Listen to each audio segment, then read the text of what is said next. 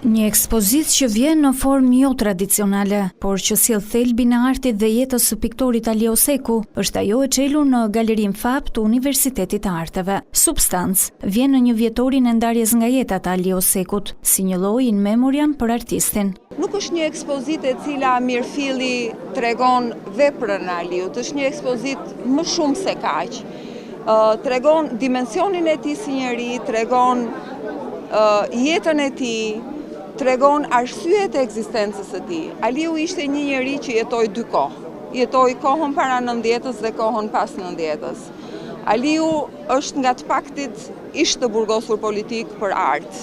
Jetoi si njeri i lirë në atë kohë dhe në këtë kohë. Dhe gjëja që e mbajti të lirë ishte arti, ishin ngjyrat, ishte piktura. Ekspozita multimediale sjell punët e Osekut në pika takimi të ndryshme të jetës dhe në të përfshihen punë që nga tema e diplomës apo një cikël ku artisti ka përcen realitetin dhe shkëputet nga toka e bëhet qiell. E bija e artistit veçon sidomos njërin nga punët e teatrit, që për të flet së shumti për shpirtin e lirë dhe guximtar të tij, por me të cilën ka dhe një lidhje të fortë shpirtërore familjare.